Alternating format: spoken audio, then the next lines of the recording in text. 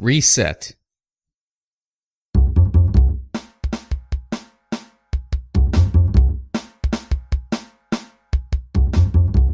When you woke up this morning, did you purposely say, I'm going to confine myself to a box? Or do you just avoid putting any conscious thought into today?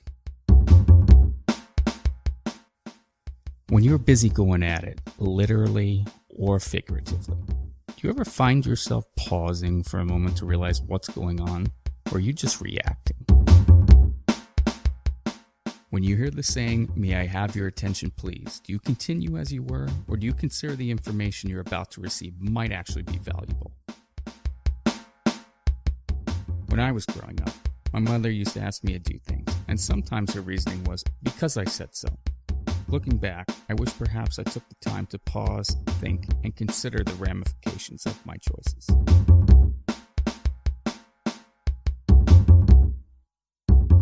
Good Thursday to you. Today is Thursday, October 6, 2016.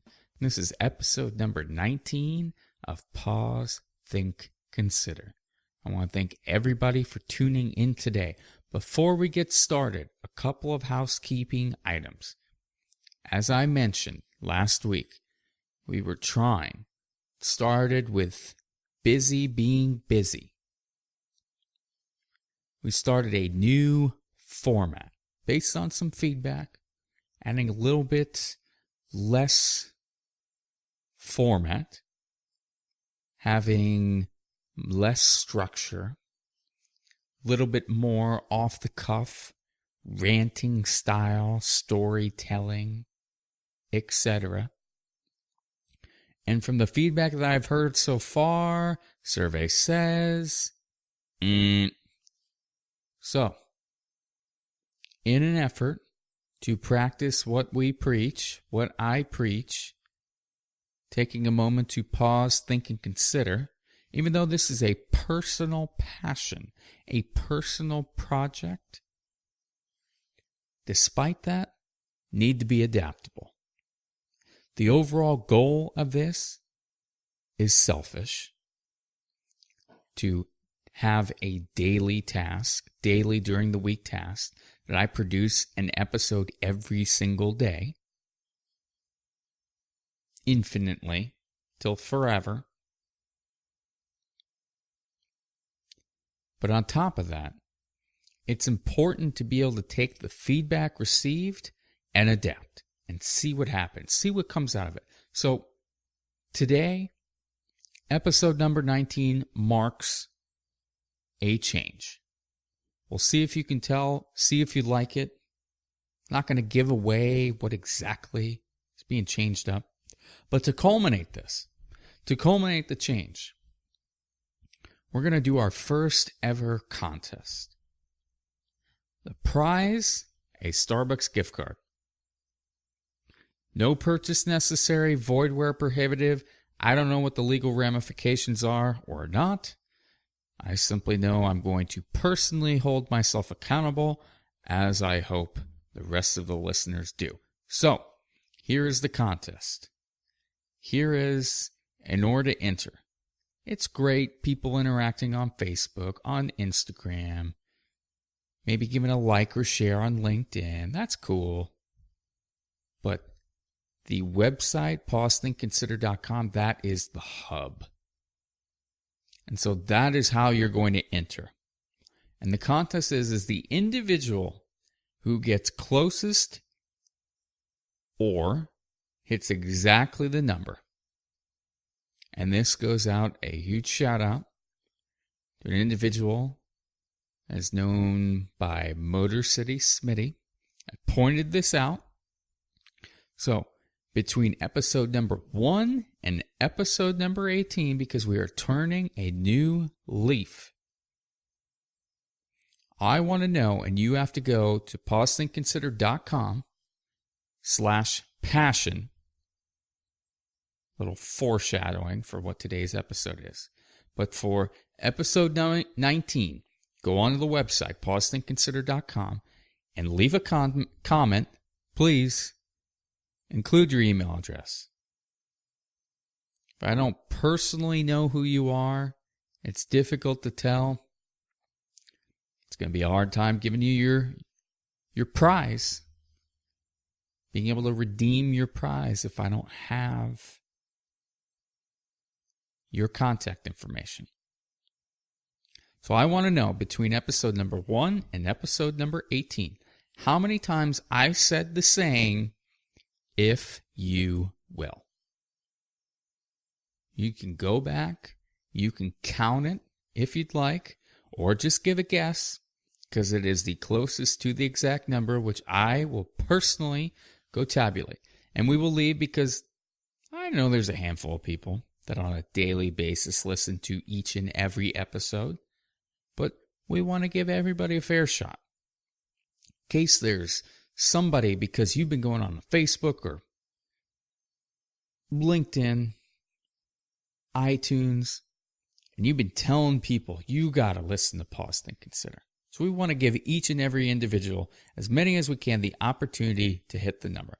So the first person who hits the number or is closest, we're going to give until November 4th. November 4th. Which will be almost exactly 2 months to the day of when I decided I'm going to do this.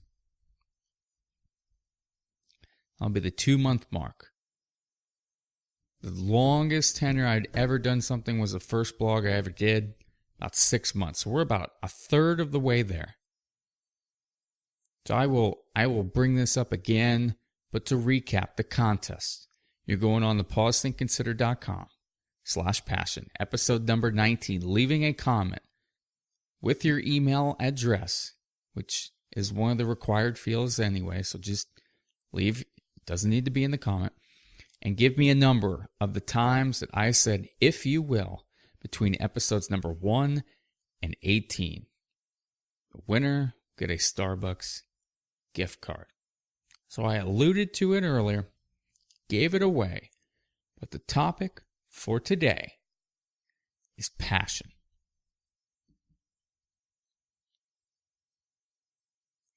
Individuals that are passionate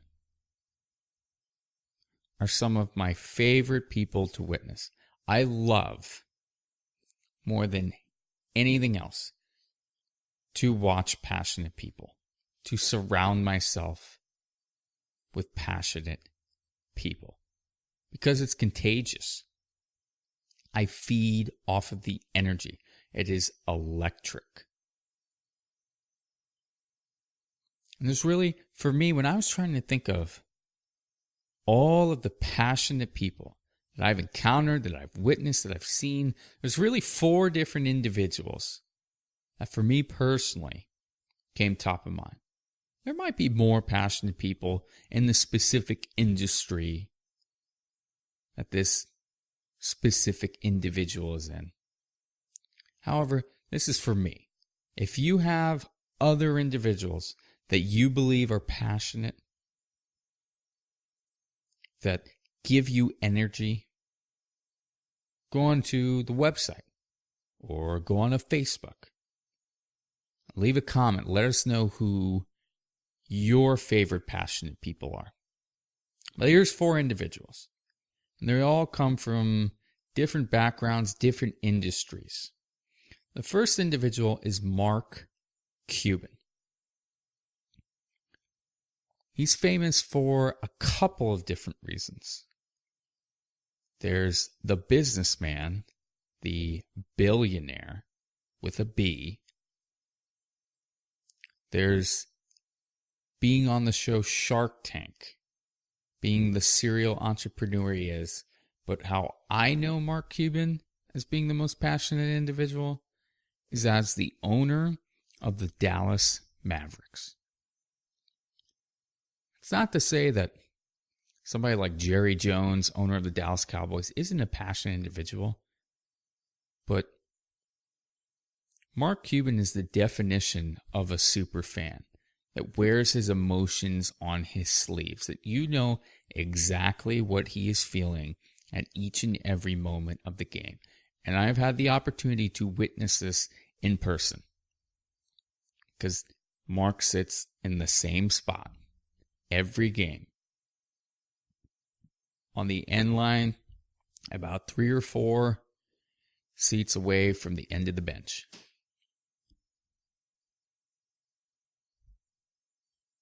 That is where he sits each and every time. And so the interesting thing about Mark and the super fan that he is it's almost hard to describe without physically seeing it. And I will try and find some clips, some YouTube clips of him. Link to some of his clips on Shark Tank, some of his keynotes. But there's another individual that's kind of come on the scene. Mark's been around much longer. He's almost a black sheep of the NBA owners because he's so different. Baseball ownership has actually held him out. He wanted to be the owner of the Chicago Cubs. And for whatever reason, baseball owners didn't want him in. Maybe because, and the Cubs are having an amazing season right now. Amazing. Possibly going to break the streak. Don't want to jinx it for him. Possibly break the streak. But Mark wanted to buy the Cubs. And they held him out, I personally believe, because he's different. He thinks differently.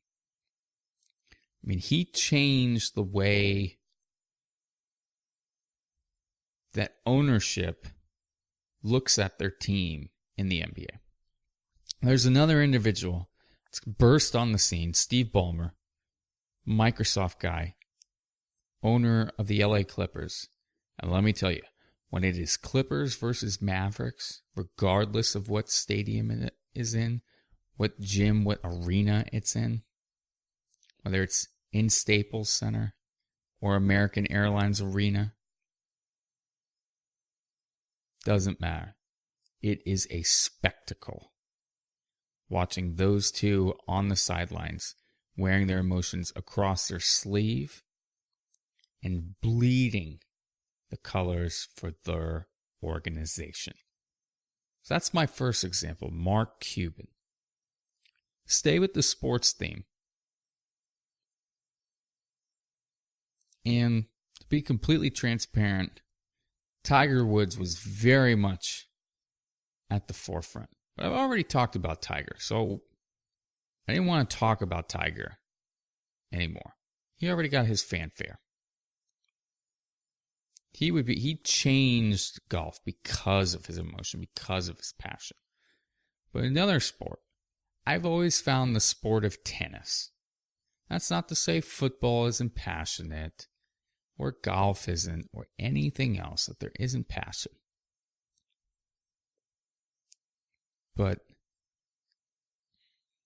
it's just a beautiful sport. And you can tell from an athleticism standpoint just how pure these individuals go at. And this isn't to say that Andre Agassi or Pete Sampras or Novak Djokovic or Andy Murray aren't passionate. But the individual for me that brings that passion, wears his emotion on his sleeves, Rafa Nadal. And I'll never forget the first time he won Wimbledon. French Open major champion for many, many years. Couldn't win on grass. And of course, it was against his arch rival, Roger Federer. The match went on so long, most epic 5-set match I've ever seen. That's not to say that Jimmy Connors or McEnroe didn't have epic battles. But Rafa versus Roger went so long, it was getting dark. And it's not like they have lights like the U.S. Open. It's like golf, the way Wimbledon Stadium's built. It's all natural the lighting system. So it was casting shadows because it took so long and was getting so dark. And it was as if after every point, every of his patented wipe down technique, it was just pouring out the passion. He was wiping passion up with his towel. It was incredible. Incredibly inspiring. Match I will never forget. So to get off sports, get out of sports. Sports, huge part of my life. To get off of that, music, another big part. There's plenty of individuals out there. Plenty. But for me, and unfortunately, I have never, this is a bucket list, if we're going to use that term, of a concert, an individual that I want to see. It's none other than the frontman, Dave Grohl, for a group known as the Foo Fighters. Was the drummer for Nirvana, then the tragedy of Kurt Cobain starts this group called the Foo Fighters, and the rest is history.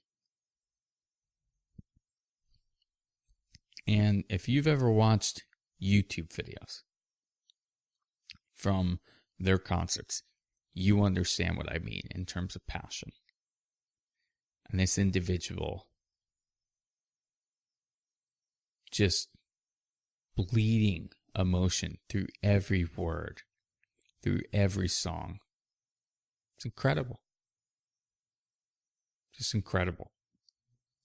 It's inspiring, electric. And this is definitely a topic I want to talk about, the emotions of music, and get into that, how depending on the type of song, the genre, the mood that you're in, what can be positive or negative. But for me, Dave Grohl, Foo Fighters. The last individual, and there's a lot of people that have had tremendous impacts on society, on the world, on our culture. That their passion rings true and their name lives on in infamy. But I'd be remiss if I didn't say Martin Luther King Jr. If you have not had the opportunity to listen and watch his I Have a Dream speech, you need to. And I'll link to it on the website. Each and every word is electric. And I don't mean just reading the words. It's hearing the conviction in his voice, the belief. And that is why those individuals that take oaths, the brave men and women of the armed forces, of police, of firefighters, first responders, those individuals that are willing to die for what they believe in and for those passions, and Martin Luther King Jr. is right up there with them. Because he ultimately did. His passion was greater. And he got the change that he was looking for. Unfortunately, he wasn't around to see it. But that level of passion and commitment was the driving force and energy to make change. So, why?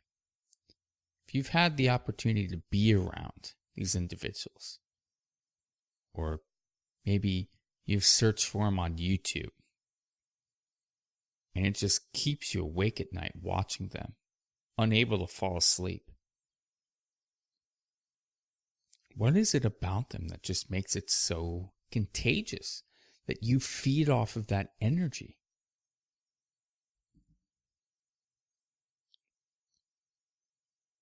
Perhaps we can look at physics.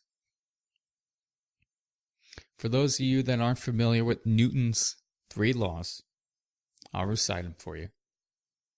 First law being an object at rest will remain at rest unless acted on by an unbalanced force. An object in motion continues in motion with the same speed and in the same direction unless acted upon by an unbalanced force.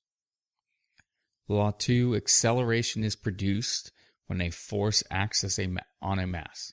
The greater the mass of the object being accelerated, the greater the amount of force needed to accelerate the object. And law 3, for every action, there is an equal and opposite reaction. So science proves why passion is contagious.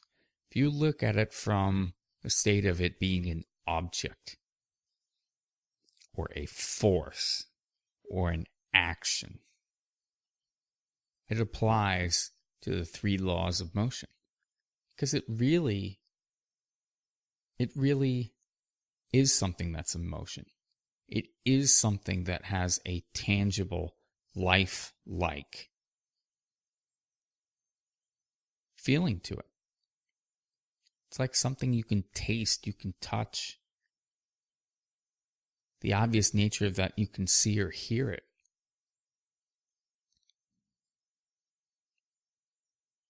But passion, when passion is flowing, it's going to continue to flow. The only way to redirect it is to counter it with an equal, greater amount of passion. It's the only way to redirect it. And that's why grassroots movements, the movement of Black Lives Matter, BLM, why it is so difficult right now to redirect that passion. I think why so many people have questions, and they ask questions about how do we actually get the change necessary. We have this passion. We have this force. We have this object, this tangible, living, breathing object. And how do we get it to be productive? How do we channel it? When it's in motion, when it's already going, it's going to take a greater force in order to move it. So a couple of sources that I looked at when researching for today's topic, aside from doing some soul searching and trying to figure out who is it that I admire from a passion standpoint. There's 2 women. One, Sarah Robb O'Hagan, the founder, and I love her title, founder and chief extremer at Extreme U. Wrote a great article. And a lot of passion, it gets lumped in with career. It's very big in the business world. The Tony Robbins of the world talking about passion. Having that zest. Zig Ziglar's and the motivational speaking that they do. Getting you up off your ass. And simply doing. Providing that passion to fuel you forward. But Sarah writes an article, which I'll link to, called Wanted, a Lifelong Passion to Build a Career Around. Sarah's got a book, which I'll also link to, Extreme U, all about doing extreme things, pushing yourself to go to the extreme. Very interesting article, very interesting book. I love her perspective. Other perspective that I love too. Take and look at the flip side. Betty, and I hope I pronounce this right, Betty Liu, the founder and CEO of Radiate,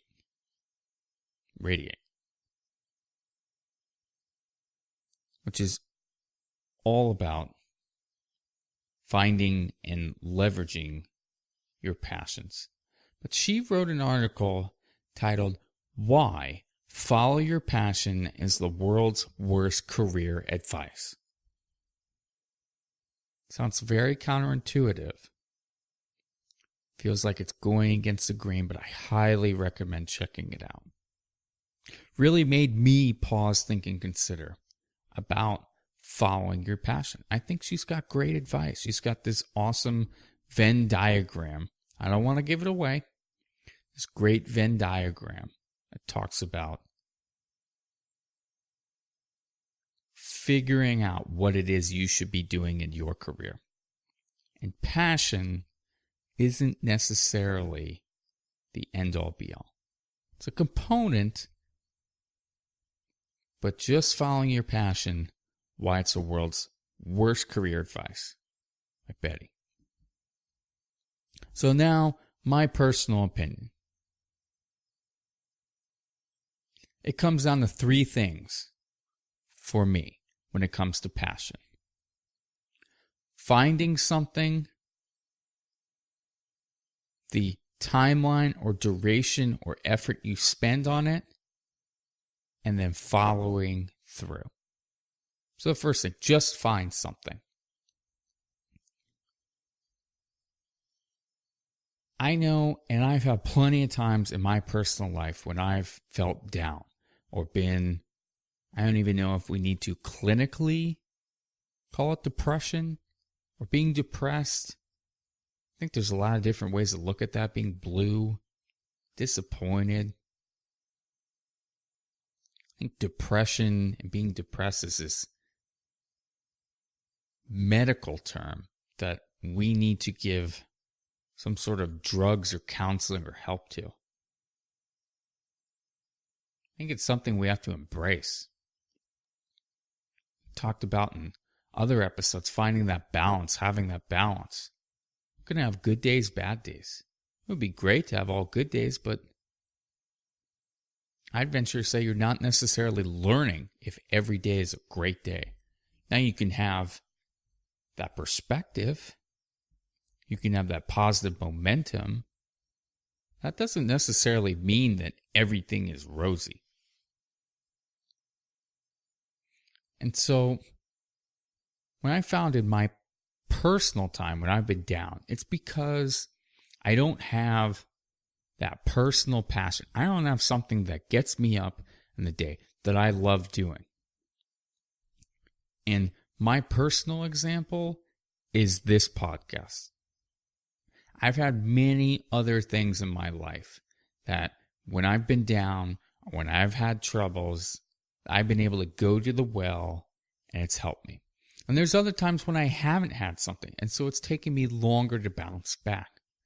But I know when I found something and I am extremely passionate about it, not only does it rub off on the individuals that are around me, but it also provides more momentum for other things going on in my life. As a result of this passion that I have, I'm more focused on my relationships. I have a greater propensity to remember what's going on. I have the ability to perform better at my job, to be a better family member, to be a better boyfriend when I am passionate. And it's contagious. It's something you want to be around. So my personal advice, it doesn't matter what it is. Just go frickin' find something. Just go find something that you're passionate about, that on a daily basis, maybe daily isn't realistic, but on a consistent, maybe it's once a year. And I would hope you could find something that you were passionate about a little more often. Because if you're just living for one day or 1 week or 2 weeks, a year, it's very hard to sustain that. It's like going to a conference, a business conference, or a motivational speaker conference. You get all fired up, and it has a half-life. Everything has a half-life.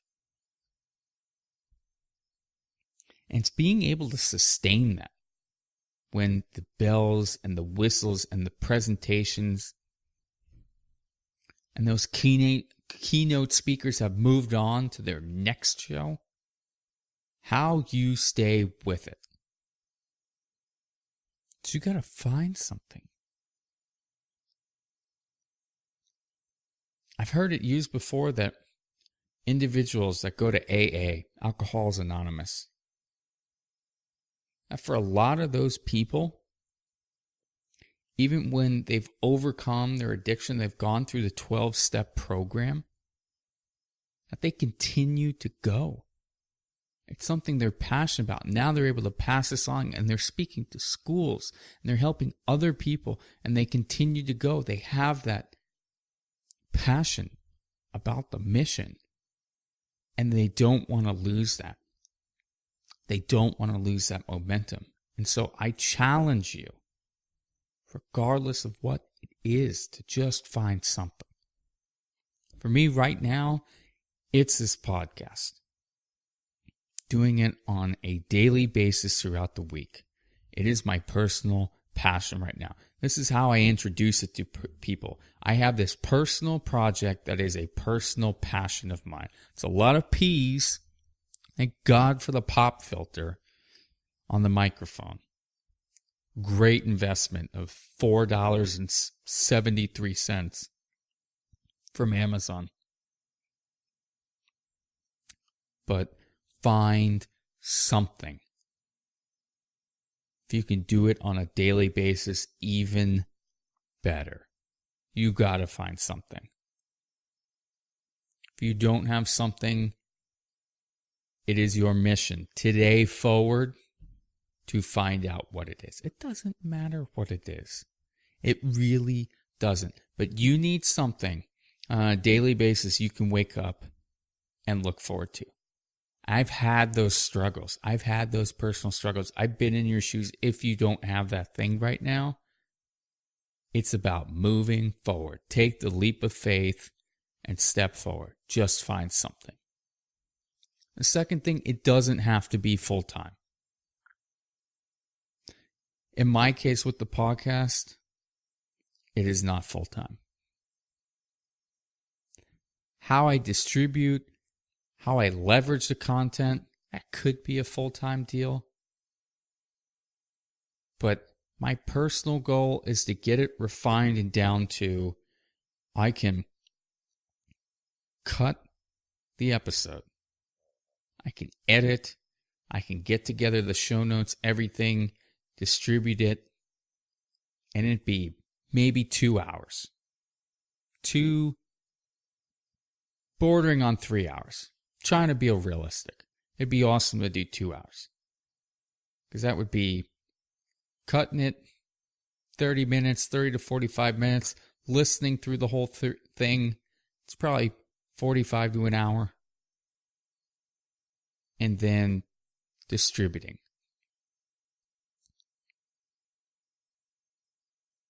That's sustainable. That's not full time. 2 hours? 5 days a week? That's 10 hours. 10 hours a week. If we're looking at a 40-hour work week, it's a quarter. It's not very much time. It's sustainable.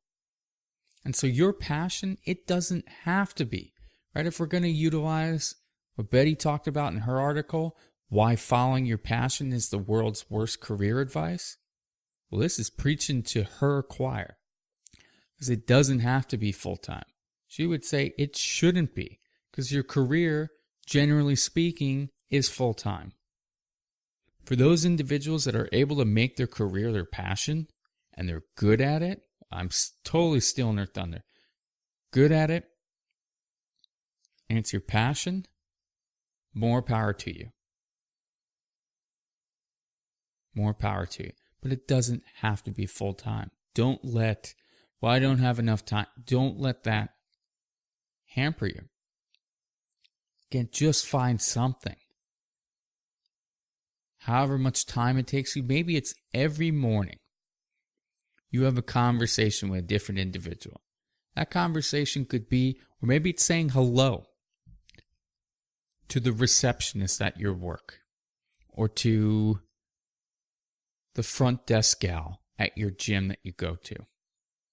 And you give them a warm, friendly smile, and ask them about how their day is, how they're doing. And that's your thing.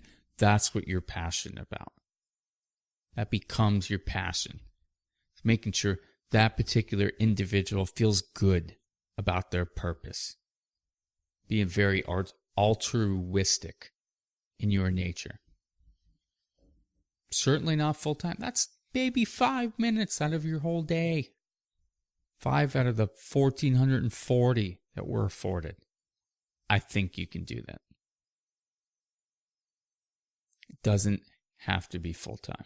And the third and final thing is just do it. There's a lot of just. Just find something. Doesn't have to be full time, but just do it. Don't make goddamn excuses. I know for myself, I've talked about it several times. This podcast is something that I thought about back in April. And it took until September. Almost 6 months before I said, I'm doing it. I'm inspired by enough people. I'm pulling the trigger. And I'm doing this. We get so afraid of the social norms and judgments. And I'm not going to have enough time. You just have to get off your ass and just do it. You look at somebody like Martin Luther King Jr., who I described as one of my 4 passionate people. My 4 favorite passionate people. And if Martin decided, you know what? I'm not going to speak up. I'm not going to be the guy that puts his neck out there. I think the world would look very, very different. Look very different.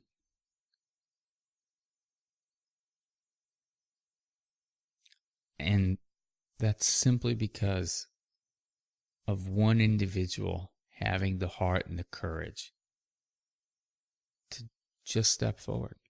And so much of what we talk about on a daily basis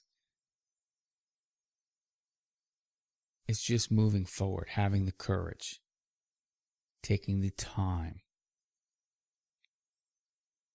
having that action.